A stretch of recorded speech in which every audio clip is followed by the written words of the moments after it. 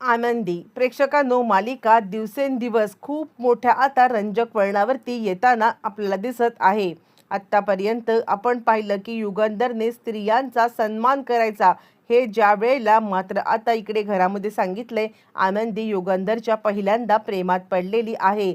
आणि इकडे माई आणि म्हणजे माई आणि बाबा या दोघांनी आता युगंधरला, आनंदीला ह्या प्रवास सुखकर नाहीये, तिला आता या सगळ्यामध्ये प्रोटेक्शनची गरज आहे हे सांगितल्यावरती मात्र आता स्वतः युगंधर आनंदी आपल्यासमोर 24 तास राहावी या कारणासाठी खूप मोठा निर्णय घेणार आहे. आणि याआधी सुद्धा आता त्यांनी आनंदीचं फॅक्टरीमधलं काम पाहिल्या कारणाने त्यांनी आता या सगळ्यामध्ये आनंदीला फॅक्टरीमध्ये पुन्हा एकदा रुजू करून घेत तिला आता खूप मोठी जबाबदारी सुद्धा दिलेली आहे. आणि त्यानंतर ऑफिसचे अधिकार आणि घरचे अधिकार सगळे आनंदीच्या ताब्यात आल्यावरती शिल्पा, विद्याधर आणि धनश्री यांना मात्र मिरच्या झोंबलेल्या आहेत.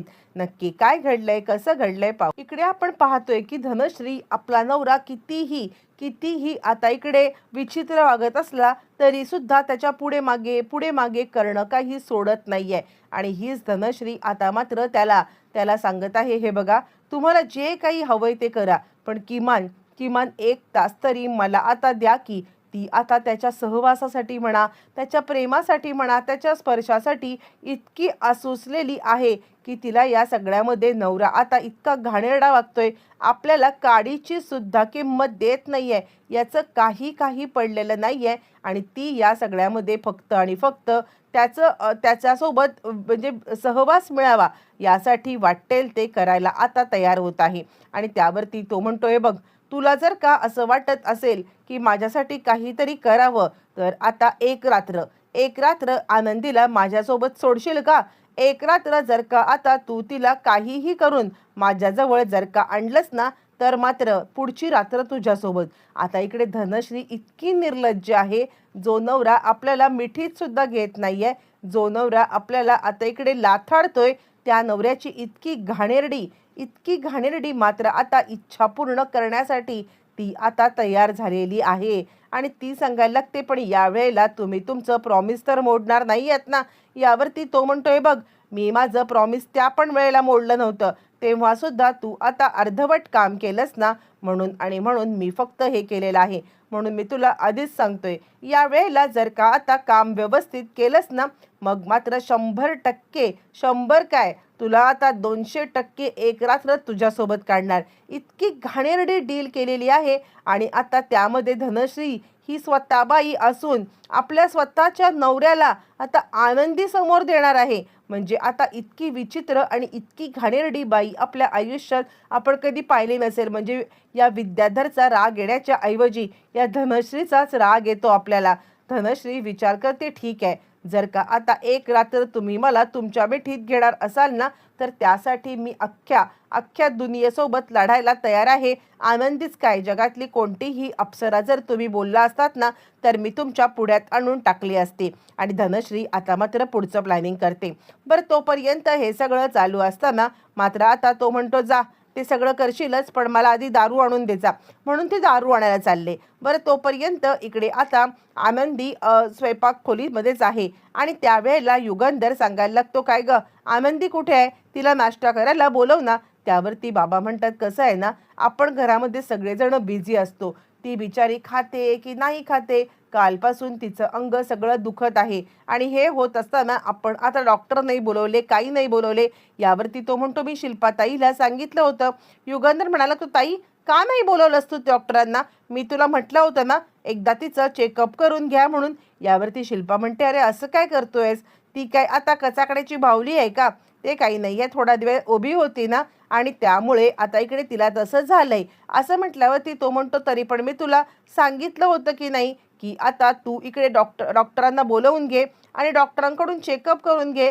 मग का नाही केलंस असं म्हणत तो आता तिच्यावरती चांगला चिडलेला आहे. आणि त्यावरती ती म्हणते, अरे नाही, काही नाही आहे, सगळं ठीक आहे. तोपर्यंत मग आता आनंदीला घेऊन इकडे मेड आलेली आहे. आणि त्यानंतर युगंधरने विचारले, काय झालं, बरं वाटतंय का तुला? यावरती आनंदी म्हणते, हो मालक साहेब, मला आता बरं वाटतंय. यावरती तो म्हणतो, नाश्ता केलास? युगंधरने विचारल्यावरती आनंदी हो नाही केला असं म्हटल्यावरती युगंधर तिला आता आपल्या बाजूला बसवतो आणि त्यानंतर तो सांगायला लागतोय, बघ सगळेजण आम्ही जेव्हा नाश्ता करायला बसू, जेवायला बसू, त्यावेळेला आजपासून तू आता याच डायनिंग टेबलवरती आमच्यासोबत नाश्ता करशील आणि जेवणसुद्धा करशील. मला आता पुन्हा सांगायला लावू नकोस, कळलं का आनंदी? मी आता पुन्हा सांगणार नाहीये किंवा आता पुन्हा मी बोलणार नाहीये. तुला जे सांगितलंय ते आता तू करशील, समंजस आहेस तू हां. आणि नाश्ता करून झाल्यावरती मला आता तुझ्यासोबत बोलायचं आहे, लवकर नाश्ता आटप, आपल्याला जायचं आहे. असं म्हटल्यावरती शिल्पा आता सांगायला लागते, कुठे चाललायस तू? युगंधर, अरे कुठे चाललायस तू? आणि त्यावरती युगंधर म्हणतो, कळेल ताई, सगळ्यांना मी आता सांगणारच आहे, पण आनंदी आजपासून माझ्यासोबत नाश्ता करून घ्यायचा आहे, जेणेकरून आपण दोघांनी सोबत बाहेर पडायचं आहे. शिल्पाला मात्र आता इकडे युगंधर काय बोलतोय, काय करतोय, काहीच कळायला मार्ग नाहीये आणि ती आता सांगते, काय झालंय युगंधर, अरे हिला घेऊन चाललायस कुठे? युगंधर म्हणतो, ताई मी सांगतो बोललो ना. शिल्पाला काहीच कळत नाहीये, तिला आता संशय आलाय की हा हिला ऑफिसला घेऊन चाललाय की काय? ऑफिसला नेऊन आता हा इकडे तिला सगळ्या जबाबदाऱ्या सोपवणार की काय? काय नक्की याच्या डोक्यामध्ये चालू आहे? नाही नाही, ही जर का ऑफिसला जायला लागली ना, तर आता माझ्या डोक्यावरती ही मिऱ्या वाटायला कमी करणार नाही आणि सतत युगंधरच्या सोबत आता राहील. आणि त्यानंतर ती सांगायला लागते, हे बघ युगंधर, तुझ्या मनामध्ये जर का आता तिला ऑफिसला न्यायचं असेल ना, तर हा मनातला विचार आता काढून टाक. अरे तिला ऑफिसचं काही येत नाहीये, तू उगाचच या सगळ्यामध्ये तिला. युगंधर म्हणतो, ताई मी काही बोललोय का? तू जरा थांबशील का?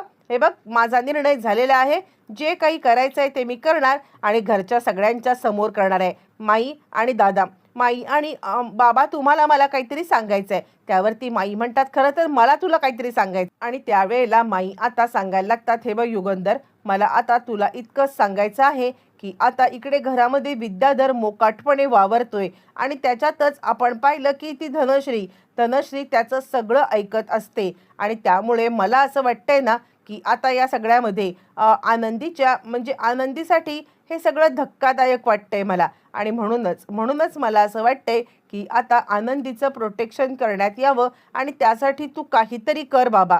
घरामध्ये तिच्यासोबत कोणाला तरी ठेव किंवा तिच्या बहिणीला बोलवून घे, काहीतरी कर. आनंदीसाठी तुला काहीतरी करायला पाहिजे. त्यावरती युगंधर म्हणतो, माई मला कळलंय, तुमच्या मनात जो विचार आहे तो मला कळलाय आणि माझ्या पण मनात तोच विचार आहे आणि म्हणून मी निर्णय घेतलाय. आनंदी, मला तुला काहीतरी विचारायचं आहे. त्यावरती आनंदी म्हणते, बोला ना मालक साहेब. आणि त्यावरती युगंधर आता तिला सांगायला लागतो, आनंदी म्हणजे मला सांग, तू याआधी सुद्धा फॅक्टरीमध्ये कामं करत होतीस ना? यावरती आनंदी म्हणते, हो. युगंधर म्हणतो, तुला फॅक्टरीमध्ये अजूनही काम करण्यासाठी आवडेल का?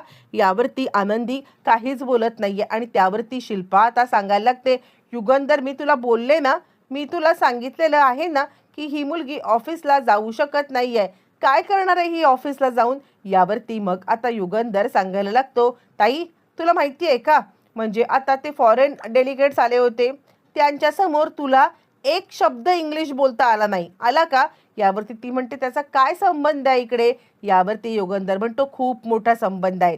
आपले फॉरेनचे डेलिगेट्स जे काही आहेत ना, ते टिकून आहेत ते आनंदीमुळे. यावरती शिल्पा म्हणते, का हिला काही इंग्लिश येते? अरे हिला धड मराठी बोलता येत नाही. आणि त्यावरती युगंधर सांगतो, आनंदी बोलून दाखव ग ताईला इंग्लिशमध्ये काहीतरी. आणि त्यानंतर आनंदी एक छानपैकी आता इंग्लिशमध्ये एक स्पीच देते आणि त्यानंतर शिल्पाचं थोबाड आता बंद झालंय.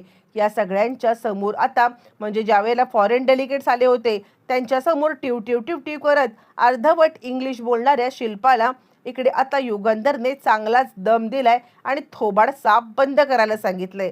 ताई तुला जर का नसेल ना कळत, तर आता मला असं वाटतंय तू मध्ये नाही बोललीस तर बरं आहे. कारण आनंदी जे इंग्लिश बोलू शकत आहे ना, ते या गावामध्ये, अख्ख्या गावामध्ये कोणी बोलू शकत आहे असं मला वाटत नाही आहे. आणि त्याचसाठी आपल्या मुळातच इकडे प्रोजेक्टवरती आता फॉरेन डेलिगेट्सचं येणं जाणं नेहमी राहणार आहे. आणि त्यासाठी मला असं वाटतं की आनंदी शिवाय आता आपल्या याला पर्याय नाही आहे. या सगळ्यामध्ये आनंदी आता ऑफिसमध्ये येईल आणि ऑफिसमध्ये येऊन आता इकडे जे काही फॉरेन डेलिगेट सोबत कम्युनिकेशन आहे ते आता आनंदी करणार म्हणजे करणार आनंदी, पण मला तुझ्यावरती कोणतीही जबरदस्ती करायची नाही. आणि त्यानंतर माई आता सांगायला लागतात, युगंधर, जो काही तू निर्णय घेतलायस ना, मला 100% हा निर्णय मान्य आहे.